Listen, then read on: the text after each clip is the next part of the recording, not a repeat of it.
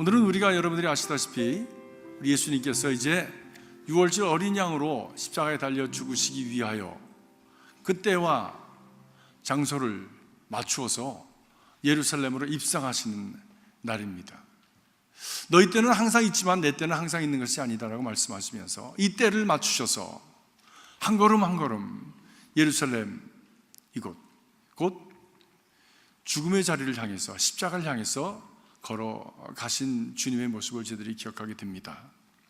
그래서 이번 주간을 우리가 고난주간으로 지키게 되는데 고난주간을 위해서 여러분들 위해서 작은 책자를 만들었습니다. 여러분들 입성하시는 오늘 1일째 또 2일째는 성전을 청결케 하시고 3일째는 성전에서 예수님께서 헌금하는 사람들의 그 모습을 보시면서 두 렙돈을 드렸던 과부를 칭찬하셨습니다.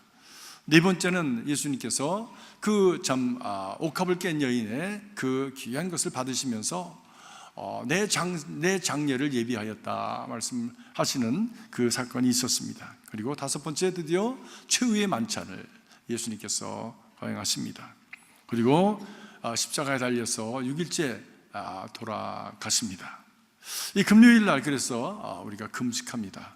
여러분들 금요일 날 금식 표를 달지는 않았지만 여러분 믿음대로 한 끼를 금식하시든지 두 끼를 금식하시든지 금식하시면서 예수님의 죽음을 기억하시고 그리고 토요일 날 7일째는 예수님께서 무덤 안에 계시게 되어지죠.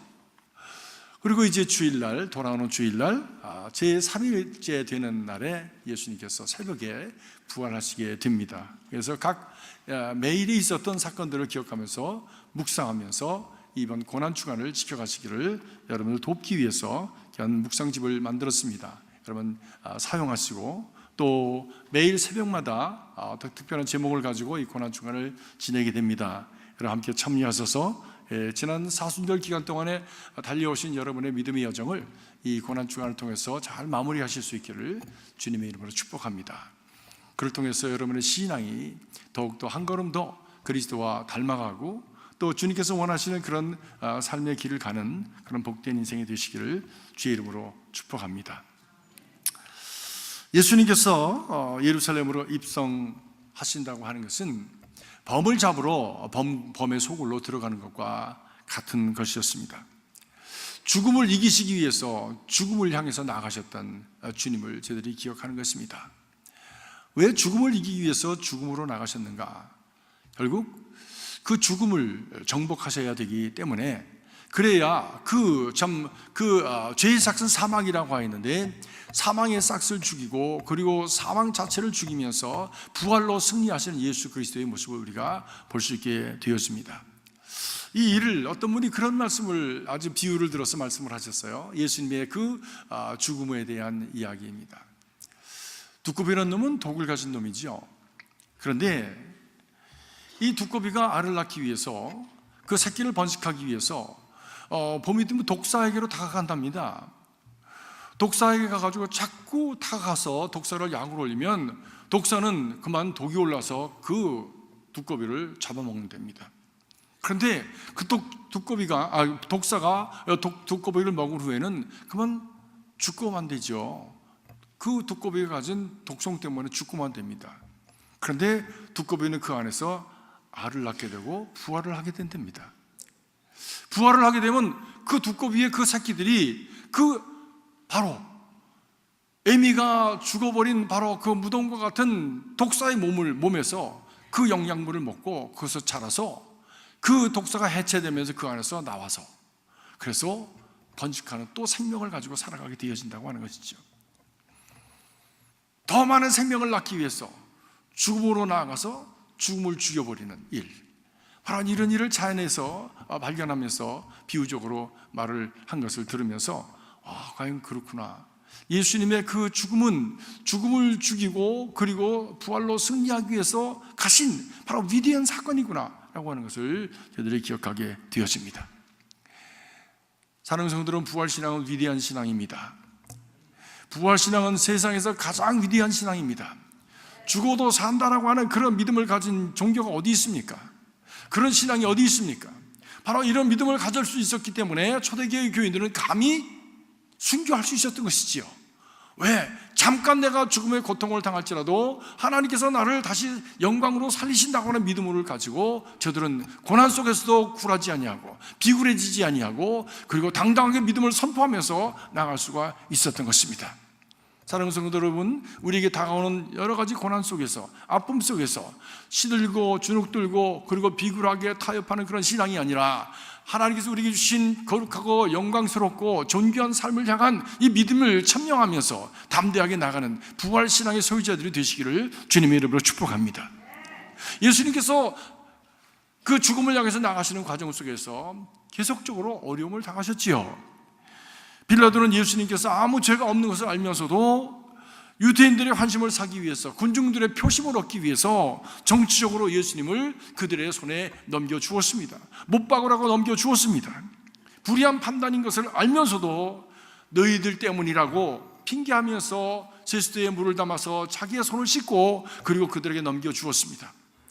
예수님은 채찍을 맞으시고 그리고 이제 십자가를 지고 올라가시게 됩니다. 그러나 우리는 오늘 아침에도 고백했던 것처럼 빌라도를 죄 없다 하지 않습니다. 자기 자신은 죄 없다고 손을 씻었는지 모르지만 하나님이 보시기에 그는 죄 없는 자가 아니라 바로 너 때문이다, 바로 너 때문에 예수가 십자가에 못 박혔다고 우리는 고백하는 것입니다. 빌라도에게 고난을 받으사 십자가에 못 박혀 죽으시고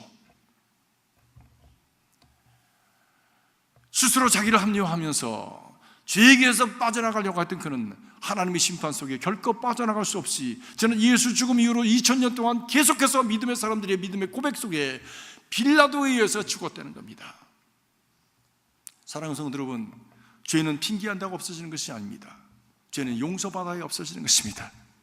사랑하는 성도 여러분, 주님 앞에 나올 때마다 우리 자신의 연약함과 부족함과 어리석음을 고백하고 하나님 앞에서 용서함 받고 delete, 온전히 정리되어지는 삶을 살아가는, 그리고 영혼을 향해서 하나님이 원하시는 복된 삶을 향해서 한 걸음 한 걸음 걸어가는 그런 복 있는 인생이 되시기를 주님의 이름으로 축복합니다. 오늘도 주님 앞에 나올 때 하나님, 지난 한 주간 살면서 내가 주님 앞에서 부실했던 것들이 있습니다. 하나님 용서해 주십시오 내어놓고, 그리고 하나님 용서하신과 함께 하나님 주시는 이 삶의 바른 목표와 가치와 그리고 존귀한 삶의 길을 향해서 한 걸음 더 나아가는 그런 지혜로운 삶을 선택하며 나가는 저와 여러분이 되시길 주의 이름으로 축복합니다. 십자가에 내어드린 예수님, 로마 병정들에게 끌려가서 채찍에 맞고 그리고 잔발에 채우고 사람들에게 침뱉음을 받고 그리고 돌던짐을 당하고 수모를 당하면서 가시관을 씌우고 그리고 이제 십자가 길을 가게 됩니다. 그러나 이미 지난 밤서부터 가야바의 법정에서부터 순환을 당하고 제자들은 다 배신하고 도망가고 그리고 하나님을 모욕하였다고 사람들에게 침받침을 받고 밤잠을 자지 못한 그런 가운데서 이미 예수님은 심신이 지쳐버렸습니다. 십자가를 지고 갈 수 있는 힘이 없는 거예요. 그래서 가시면서 넘어지셨습니다.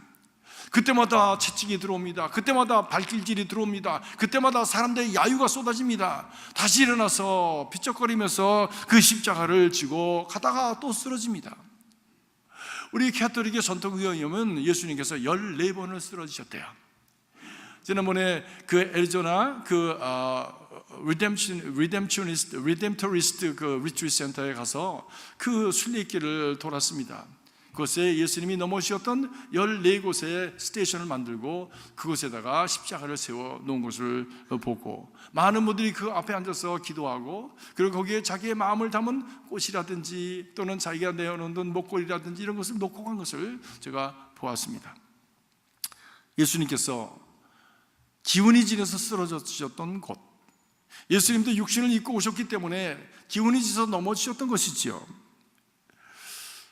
그때에 넘어질 때에 더 이상 일어날 수 없는 것을 보고 그 로마 병정이 주변을 돌아보면서 건장하게 생기고 십자가를 질 만한 사람 하나를 골라서 예수님의 십자가를 대신 지게 하였다고 오늘 말씀합니다.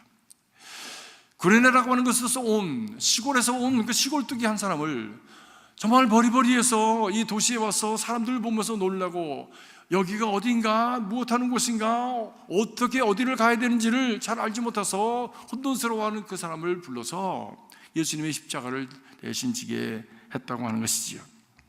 그 사람은 아프리카 북쪽에 있는 구레네라고 하는 곳에서 왔다고 성경은 말씀합니다. 시골 동네입니다. 그럼에도 불구하고 그 이름이 시몬인 것을 보아서 그 사람은 유대인 이름을 가졌고, 그래서 아프리카에 사는 유대인이라고 하는 것은 우리가 알 수가 있습니다. 왜 유대인이 그때 예루살렘에 왔을까? 그는 아프리카 살지만 유대인으로서 유대교 전통을 가지고 있었던, 신앙을 가지고 있었던 사람이기에 유월절을 지키기 위해서 그것에 왔던 것이지요. 아프리카에서 예루살렘까지 그렇게 짧은 길이 아닌데 그렇게 왔다면 참 벼르고 몇 년 만에 아마 예루살렘을 방문하였을 것입니다. 예루살렘 순례객이죠. 여러분 예루살렘 예루살렘의 성지 순례를 가보신 분도 계시겠지만, 한번 성지 순례 가면 얼마나 많이 별로워서 갑니까? 저도 2번을 갔었는데 벼르서 이렇게 가게 되었습니다. 그때 일찍 갔다 온 건 참 잘했다고 생각합니다. 나이가 들어가지고 다 무슨 눈도 보이지 않고 성경을 읽어도 제 이해도 안 가는 때 성지 순례 가면 뭐 하겠어요? 일찍 갔다 와서 성경을 읽어도 성경의 지도가 다 생각이 나고, 어디 그럼 예루살렘 그러면 어디 지명이 생각이 나고 그림이 생각나는 그런 때 가서 보고 오는 게 좋지. 다 그냥 시간 다 지난 다음에 기력 다 빠졌어, 어디 좀 가십시다 그러면 나 그냥 호텔에 있을래요, 뭐 이런 나이에 가면 뭐 하겠어요? 노래가 가서 또 밥 잘못 식사 잘못했다가 설사하고 이런 나이에 가면 뭐 하겠냐고. 일찍 다녀오세요. 여러분 성지순례를 소망을 가지시면 일찍 다녀오세요. 그것이 맞습니다. 우리 연애는 그렇지 않지만 다른 연애는 신학교를 졸업하면 목사 되기 전에 연회 자체에서 올해의 목회자가 되는 그분들을 성지순례를 보냅니다. 20대 말이나 30대 초반 되는 선도사 목사들을 이제 성지순례를 보내주는 거예요. 그거는 굉장한 투자죠. 그러나 굉장히 잘하는 것입니다. 굉장히 잘하는 것입니다. 저희 교회도 우리 교회에 오는 그런 목회자들을 좀 성지순례 좀 보내줬으면 참 좋겠어요. 그래서 소문이 나서 그 교회 가면 성지순례 갈 수 있대, 나도 그 교회 가서 일하고 싶어, 이런 교회가 돼야지.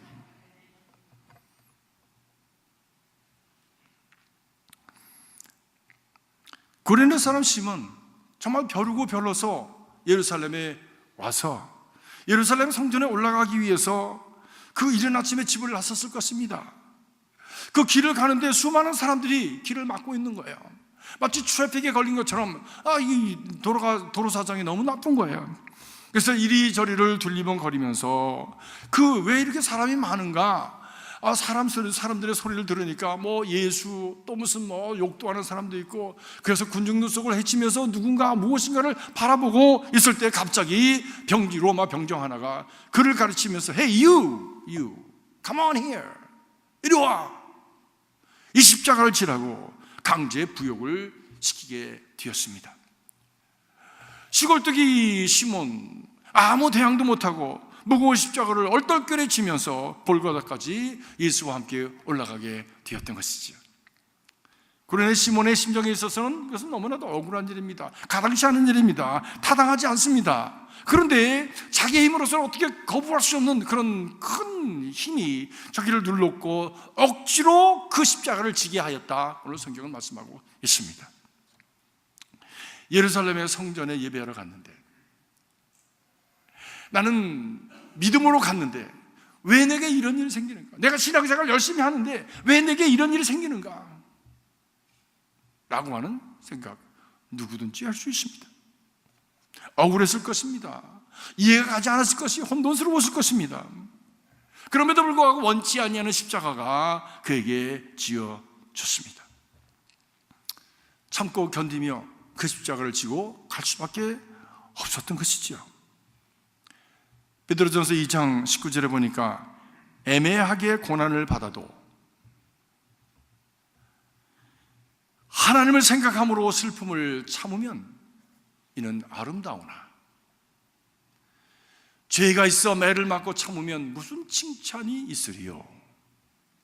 오직 선을 행함으로 고난을 받고 참으면 이는 하나님 앞에 아름다우니라.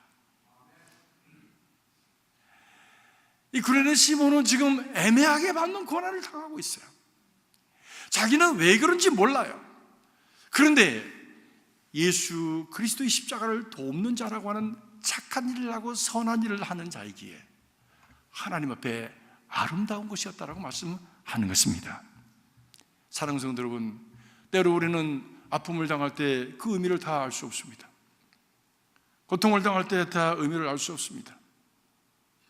그러나 그럼에도 불구하고 그 가운데서 착한 일을 이루기 위해서 우리가 애를 쓴다면 그것은 하나님이 인정하시는 아름다운 것이다, 선한 것이다 라고 말씀하는 것입니다. 지난주에도 말씀드렸지만 제 친구가 한국에서 7년 된 아들이 죽은 지 7년 되었는데 그 추모 예배를 드리기 위해서 제게 설교 부탁을 했다고 하지 않았습니까? 설교문을 작성해서 지난 주간 보내주었습니다. 그래서 어저께 추모 예배를 드리면서 많이 울었대요. 그래서 제가 권면을 했었지요. 여기에도 이 십자가에도 의미가 있다. 너와 같이 고난과 아픔을 당하는 사람들이 수도 없이 많은데 하나님께서 그들을 향해서 그들의 가시를 품어주라고 너에게 또 다른 가시를 준 것이 아니겠느냐. 그 의미를 살려갔으면 참 좋겠다라고 제가 말씀을 했습니다. 그랬더니 예배 드리고 가족들이 함께 지냈던 그 시간을 참 감사하다고 하면서 메시지가 왔어요.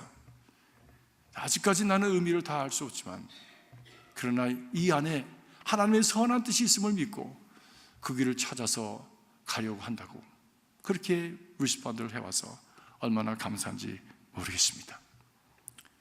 십자가의 의미를 모르면서도 억지로 그 십자가를 지었던 구레네 시몬의 십자가 현장을 한번 보시겠습니다.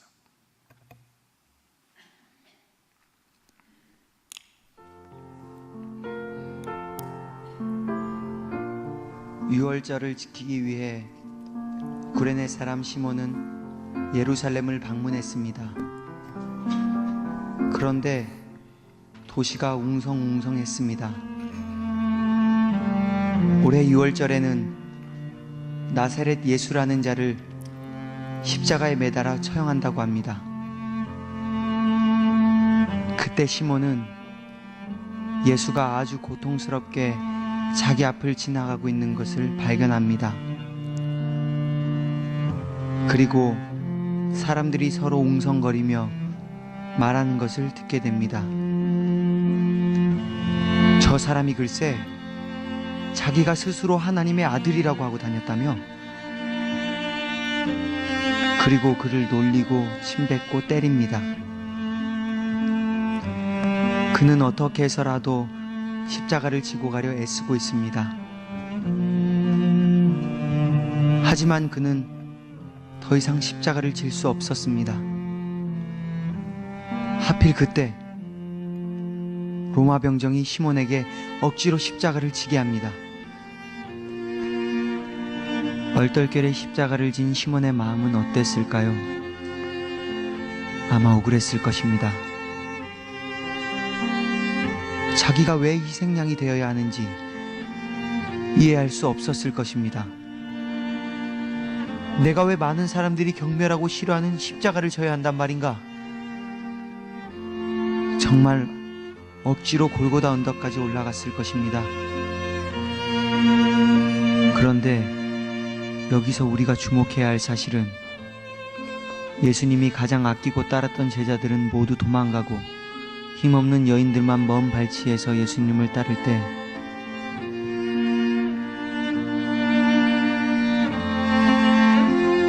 시몬은 예수님의 십자가를 대신 졌다는 사실입니다.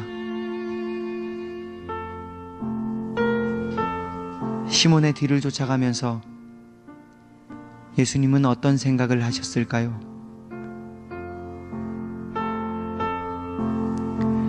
아마 시몬의 그 헌신을 기억하시며 참으로 고마운 마음으로 그를 바라보셨을 것입니다.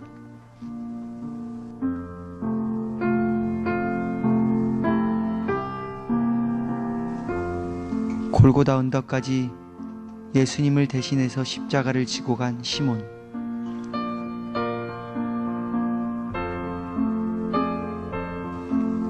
그는 예수님이 십자가에서 죽으시는 모습을 가까이에서 목격했습니다.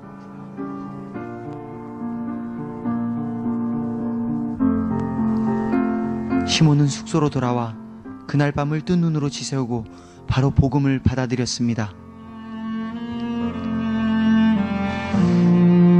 복음을 받아들이고 나서야 예수님의 십자가를 자신이 졌던 것이 얼마나 큰 은혜인지를 깨닫게 됩니다. 십자가를 지는 그 큰 일에 자기를 동참하게 하신 것이 얼마나 큰 은혜인지요.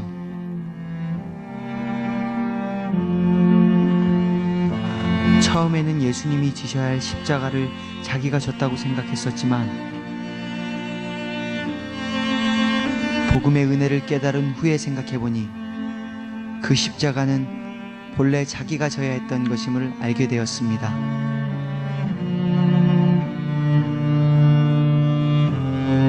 나의 죄를 대신해 짊어진 십자가,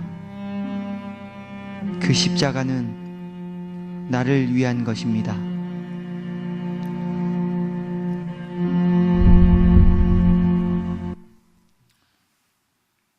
우리가 인생을 살다 보면 우리도 느닷없이 원치 않는 십자가를 져야 될 때가 있습니다. 그것은 어느 누구도 예외는 아닙니다. 어떤 사람은 뜻하지 않는 사고를 인해서 십자가를 지게 됩니다. 병으로, 어떤 사람은 가족을 먼저, 사랑하는 이를 먼저 보내야 하는 슬픔으로, 어떤 사람은 졸지에 당하는 경제적인 고통으로, 무거운 모함으로, 거짓된 구설수로 핍박의 십자가를 지는 사람들이 있습니다. 누구에게나 원치 않지만 억지로 지게 되는 십자가가 있게 마련입니다. 그래서 예수님께서 말씀하시기를 세상에서 너희가 환난을 당한다 라고 말씀하셨습니다. 이 환난과 역경에서, 이 고통의 십자가에서 벗어날 사람은 아무도 없습니다. 그런데 이런 경우에, 이 고난을 당할 때에, 십자가를 질 때 우리의 반응은 무엇입니까? 아까 구레네 시몬처럼 왜 내가 이 십자가를 져야 됩니까? Why me? Why me? 라고 하는 반응을 제일 먼저 보이게 됩니다. 마치 나는 그 십자가로부터 예외가 되어야 될 그런 자격이 있는 것처럼 우리는 그렇게 Why me라고 질문을 합니다. 그리고 고통스러워합니다. 번민합니다. 갈등합니다. 그렇다고 해서 고난이 사라지는 것은 아닙니다. 십자가는 어차피 내가 지고 가야 될 십자가입니다.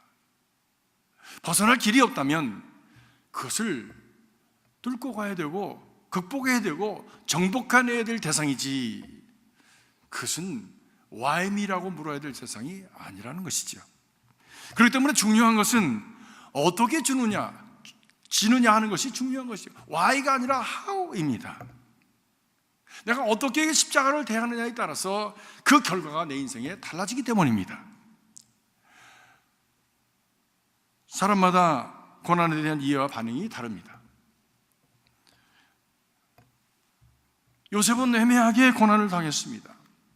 형들에게 착한 일 하다가 형들에게 시기 질투를 받아서 그만 남의 나라에 팔려가게 되었고, 잘생겼기 때문에, 일 잘했기 때문에 사람들에게 참 관심의 대상이 되고 또 유혹의 대상이 되어서 모함을 받고 감옥에 갇혔습니다. 요셉이 잘못한 게 뭐 있습니까? 선을 베풀려고 했던 것뿐이에요. 잘해보려고 했던 것뿐이에요. 좋은 일 하려고 했던 것뿐이에요. 자기의 최선을 다한 것뿐이에요. 그런데도 불구하고 그에게 많은 아픔이 다가왔습니다. 그리고 사람들은 그를 잊어버렸습니다. Forgotten. 선하게 살려고 애를 쓰고 자기 최선을 다했음에도 불구하고 모함을 받고 고통을 받고, 그것도 그의 아픔이 모든 사람들에게 그 존재가 잊혀진다고 할 때에 그것처럼 무의미하고, 그것처럼 처참하고, 그것처럼 고통스러운 일이 어디 있을까요? 그럼에도 불구하고 요셉은 원망하지 않고 하나님을 신뢰하며 그 삶에 하나님의 선한 뜻이 있음을 믿고, 그리고 끝까지 견뎌내었습니다. 그때 하나님이 정하신 때를 만나고 하나님이 정하신 때에 그의 인생의 꽃을 활짝 피게 해주셨습니다. 욥도 엄청난 고난을 당했습니다. 하루아침에 10자녀가 죽고 온 재산이 다 강탈당했습니다. 그리고 온몸에 병이 들었습니다. 사랑하는 친구들이 와서 그를 조소합니다. 심지어 자기 사랑하는 가족들 다 가고 마지막 남은 아내까지도 그를 조롱하면서 그 하나님을 저주하고 죽으라고 하고 떠나가 버렸습니다. 그러나 욥은 그런 가운데서도 주신 이도 하나님이시요 취하신 이도 하나님이시니 하나님의 뜻대로 하옵소서 아버지의 뜻을 그가 구하고 그 길을 충성스럽게 걸어갔습니다. 우리도 억지로 십자가를 지는 때가 있을 때에 여전히 하나님을 신뢰하고 하나님의 뜻이 그 안에 깊은 하나님의 뜻이 담겨져 있음을 믿고 그 길을 찾아가는 저와 여러분이 될 수 있기를 주의 이름으로 축복합니다. 그것이 지혜로운 삶입니다. 그것이 고난 속에, 환난 속에, 그리고 참으로 기근 속에서 그 샘물을 찾아가는, 그리고 후에는 그 샘물에 인생의 뿌리를 대고 생육하고 번성하며 그리고 기근이 들어도 가라지 아니한 인생을 살아갈 수 있는 길이 열려지게 되어지는 것입니다. 고레네 시몬은 예수님의 십자가를 대신 지고 골고다 길을 올라가면서 예수님을 찬찬히 살펴볼 수 있는 기회가 있었습니다. 이 구레네 시몬만큼 예수님과 가까워졌던 사람이 어디 있을까요? 아마 제자들도 함께 했다고 하지만 항상 저기 있었을 거예요. 그리고 멀리서 따라갔습니다. 마음도 그에게 같이 있지 않았습니다. 그런데 구레네 시몬은 십자가를 지면서 예수님과 함께 몸을 부딪히고 예수님의 그 피난 그 모습이 자기에게 피범벅이 되어지는 예수님과 가까운 가운데 있게 되었다고 하는 것이죠. 어찌 보면 아이러니한 얘기지만 그러나 우리가 고난을 당할 때에 가장 하나님과 가까운 때라고 하는 것을 기억하시기 바랍니다. 고난당하지 않고 하나님을 찾는 사람이 그렇게 많이 있을까요? 고난당하지 않고 하나님을 부르는 사람이 그렇게 많이 있을까요? 고난당하지 않고 지금까지 그 하나님이 계시지 않은 것처럼 살다가도 고난을 당하면 하나님이 왜 내게 이런 일을 당하게 하십니까? 라고 갑자기 하나님을 인정하고 마치 모든 책임이 하나님께 있는 것처럼 그렇게 반항하는 것이 인간 아닙니까? 그러나 시몬은 예수님과 함께 십자가를 지고 가면서 십자가를 지는 예수님을 바라보며 눈물 흘리고 그리고 안타까워하는 그 여인들을 보시면서 여인이여 나를 위해서 울지 말고 너희 자신과 너희 자녀를 위해서 울라라고 말씀하신 그 음성을 분명히 들었을 것입니다. 왜? 같이 있었으니까. 같이 있었으니까. 그런 누구보다도 가까이서 십자가에 못 박는 로마 병정들의 그 모습을 보면서 예수님께서 아버지에게 기도하는 소리를 분명히 들었을 것입니다. 아버지여 아버지여 저들의 죄를 저들에게 돌리지 마옵소서. 저들은 저들이 하는 짓이 무엇인지를 알지 못하나이다. 저들을 용서하여 주시옵소서. 주님의 음성을 듣기 위해서는 주님과 가까이 있어야 합니다. 무엇보다도 고난 가운데 주님을 찾고 고난 가운데 주님과 가까이 하려고 할 때에 바로 그때가 하나님의 음성을 들을 수 있는 귀한 은혜의 때라고 하는 것을 여러분 우리가 기억해야 할 것입니다.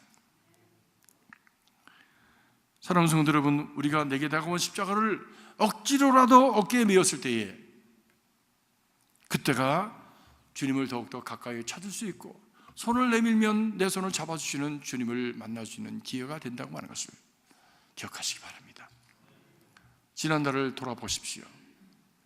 내가 환난과 역경을 당하고 어려움을 당할 때 내가 원하지 아니하는 그 십자가를 져야 했을 때 그때가 바로 하나님의 은혜를 더 가까이 받았던 때라고 하는 것을 기억합니다.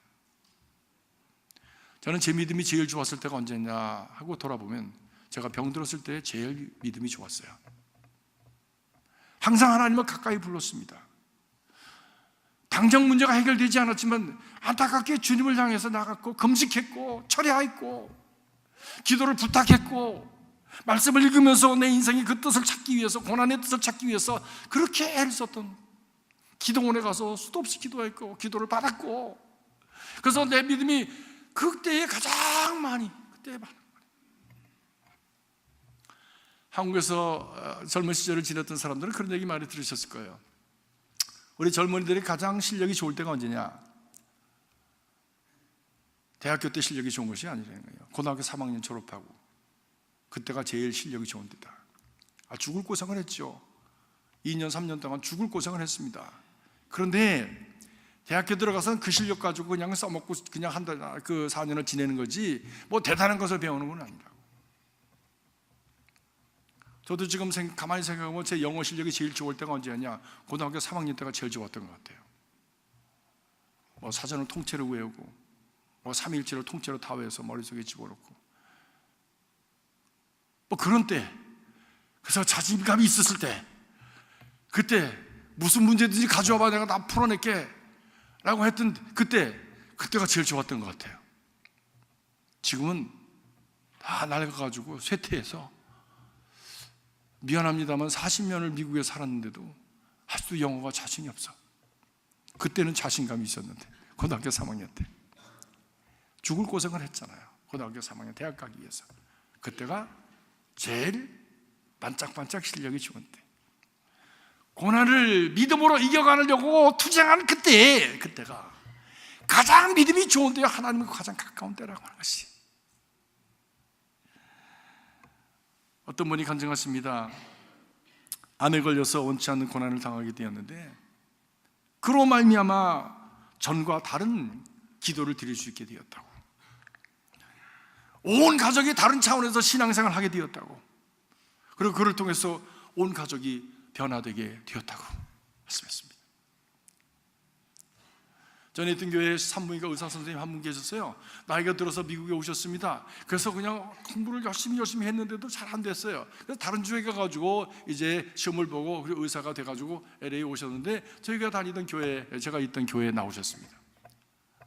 열심히 잘 사셨는데 어느 날 배가 더부룩하다는 거예요.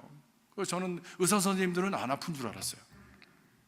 근데 아프시다는 거예요. 알고 보니까 이분이 암에 걸리셨어요. 의사 선생님들도 암에 걸리시더라고요. 그러면서 저에게 기도를 부탁해서 매일 기도하러 찾아갔습니다. 그런데 그전에는요, 좀 막말로 하면 좀 뺀질이 있지요. 신앙생활하는데 뺀질이, 적당한 선에서 그냥 이렇게 발을 디뎌놓고, 그리고 좀 본인에게 조금이라도 좀 부담이 된다고는 발 빼고, 이런 신앙생활을 했던 사람입니다. 온 가족이 다 아버지가 잘 보니까 애들도 뭐 잘 펑펑 쓰고 잘 지냈어요. 그런데 매일 가서 기도하면서 그분이 점점 달라졌습니다. 뭐 제가 설교를 잘해서가 아니라 은혜를 끼쳐서가 아니라 본인 자신이 고난 속에서 하나님을 찾으니까 그 삶이 달라지는 거예요. 근데 어느 날 가니까 여기다가 말입니다, 이렇게 뭘 잔뜩 붙이셨어. 자기가 잔뜩 붙이셨어. 이게 뭡니까? 그랬더니, 목사님, 히스기야 왕이 그 종초가는데 거기다 무화과 나무로다가 이렇게 가지고 뭘 붙였다고 그래서 저도 한번 그렇게 해봤습니다 그러는 거예요. 의사 선생님인데 막판에 가니까 의학적인 어떤 재주나 기술이나 또는 의학적인 어떤 그 지식이 다 소용이 없더라고. 왜? 본인이 너무 잘 알아. 자기가 어디까지 왔는지 누구보다 본인이 더 잘 알아. 그러니까 그 모든 한계를 넘어서 하나님께서 하실 것을 믿으면서 거기다가 종초에다 무화과 그 잎을 가지고 찧어서 거기다 붙였더라고요. 그래서 여기다 대고선 자기 기도해달래. 그 여기다 대고 또 기도해. 나는 믿음이 없지만 그분은 믿음이 있으니까 그분 믿음을 통해서 제가 하나님이 역사하시라고 같이 기도했습니다. 그런데 그 가족들이 말입니다, 얼마나 기도를 열심히 하게 됐는지 어느 날을 갔더니 온 가족이 다 방언을 하는 거예요. 온 가족이 다. 부인도 방언하고 애들도 방언하고 딸 둘에다가 아들 하나 딸 하나 그리고 부인이 있고 그 본인이 있는데 온 가족이 다 방언을 하는 거야. 온 가족이 달라졌어요. 방언을 한다고 해서 달라졌다는 의미가 아니라 하나님을 찾는 자세가 달라졌다는 것이지요. 믿음의 삶을 살고자 하는 그런 어떤 열정과 그리고 헌신과 진실함이 달라졌다고 하는 것이죠.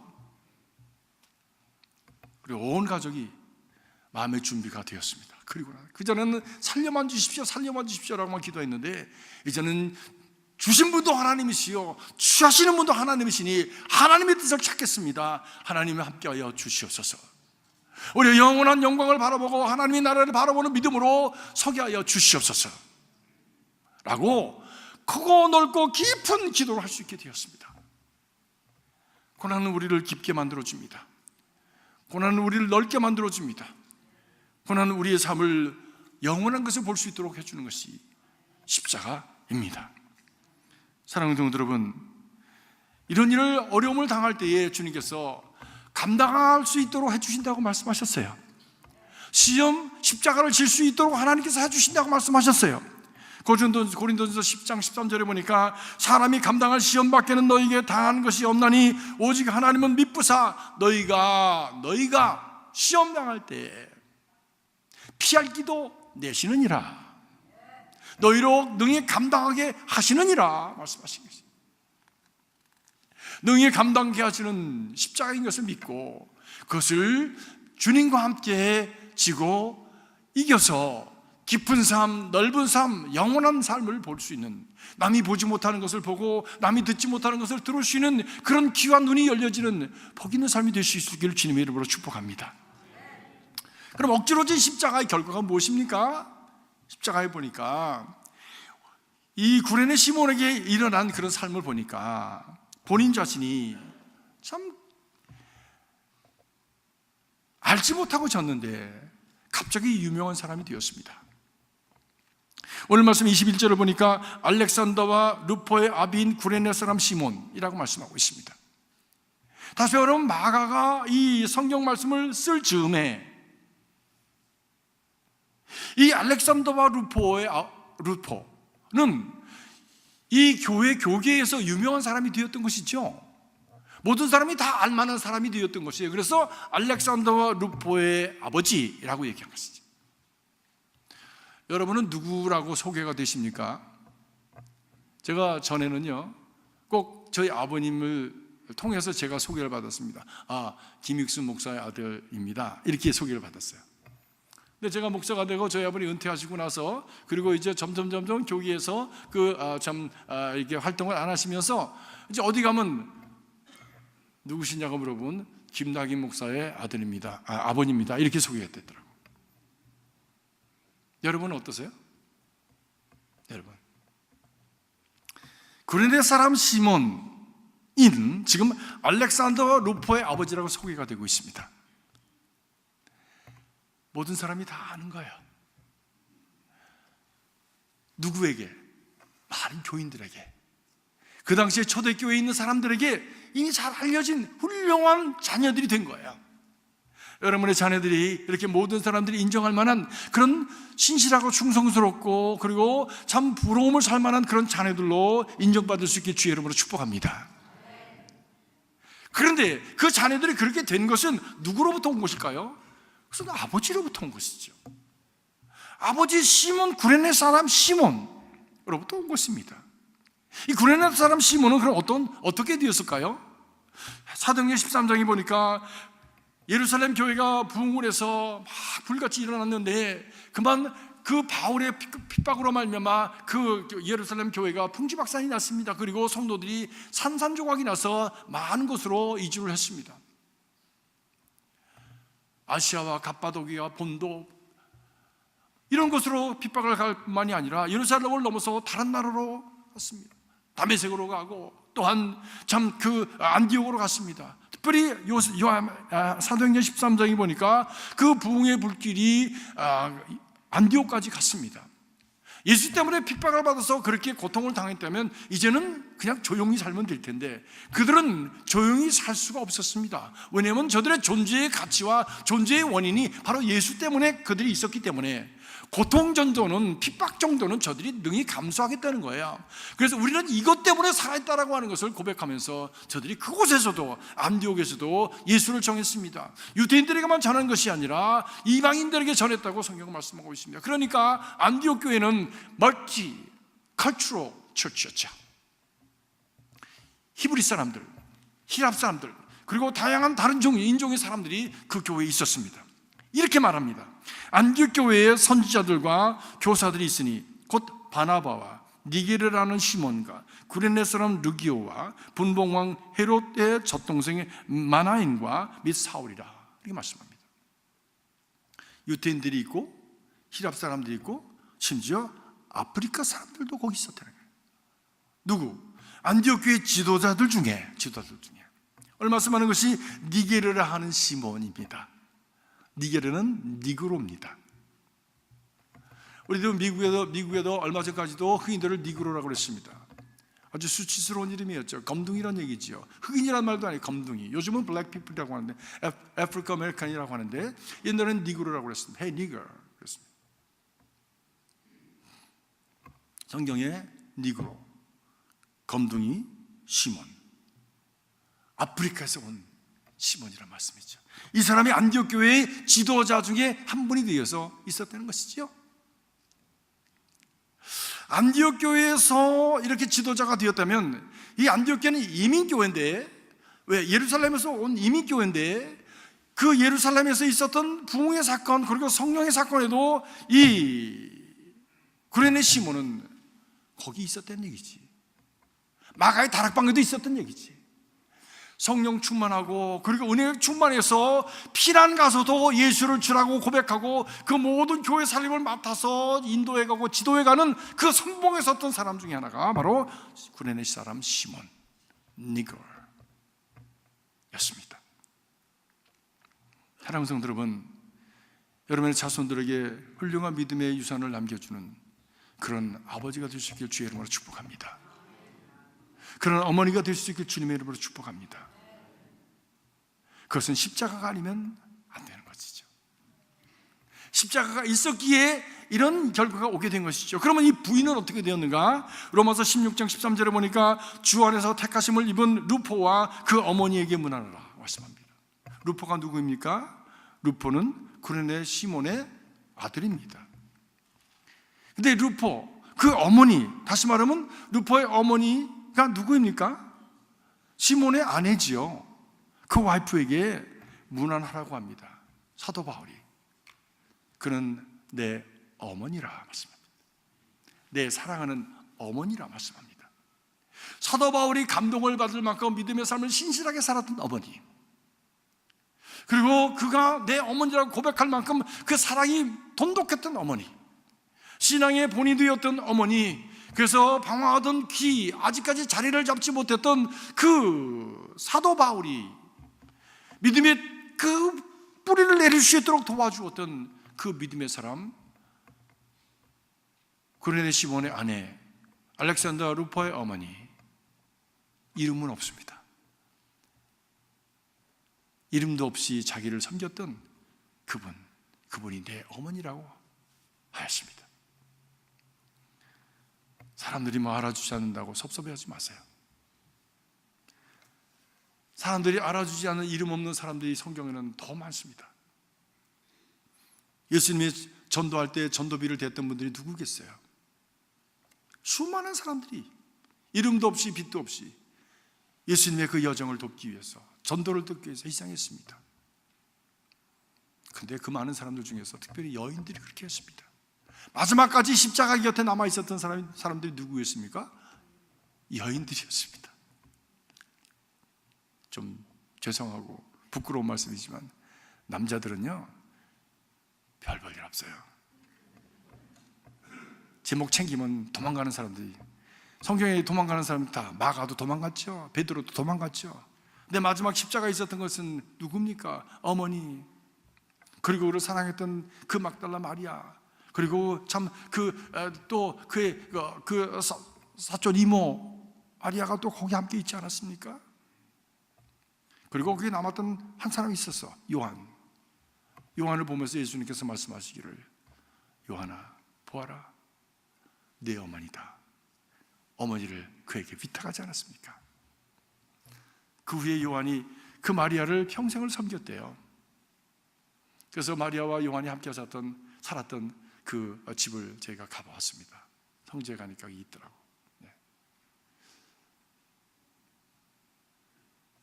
사랑하는 성도 여러분, 우리는 인생을 살아가면서 고난을 겪습니다. 십자가를 지게 됩니다. 억지로 지는 십자가가 대부분입니다. 누가 십자가를 좋아하는 사람이 있겠습니까? 그러나 그 십자가 안에 이런 우리가 다 보지 못하는 하나님의 귀한 섭리와 뜻이, 그리고 하나님의 계획과 목적이, 선한 은혜가 담겨져 있음을 믿고 이 십자가를 잘 지고 가는 하나님의 사람들이 될 수 있게 주의 이름으로 축복합니다. 그러나 이 십자가를 질 수 있도록 도와주시는 분이 계십니다. 그분이 누구십니까? 성령이십니다. 십자가를 통해서 오시는 그분이 바로 우리가 이 땅에서 환난을 당하나 그 환난을 이겨갈 수 있도록 십자가를 질 수 있도록 도우시는 하나님이 바로 성령님이신 것이죠. 그 후에 우리에게 다가오는 존경과 사랑은 고난을 넘는 사람들에게 주시는 하나님의 훈장입니다. 또한 그 후에 오는 축복은 믿음으로 십자가를 지는 이들에게 주시는 하나님의 보너스입니다. 이런 하나님의 상급과 보너스를 받으면서 이 땅에서 참으로 많은 사람들에게 보아라, 하나님이 이렇게 역사하셨더라고 천명하며 살아갈 수 있는 승리의 자녀들이 되기를 주의 이름으로 축복합니다. 끝까지 하나님을 신뢰하시기 바랍니다. 그 안에 담겨져 있는 하나님의 뜻을 찾으시기 바랍니다. 십자가는 하나님의 축복의 통로라고 하는 것을 잊지 마시기를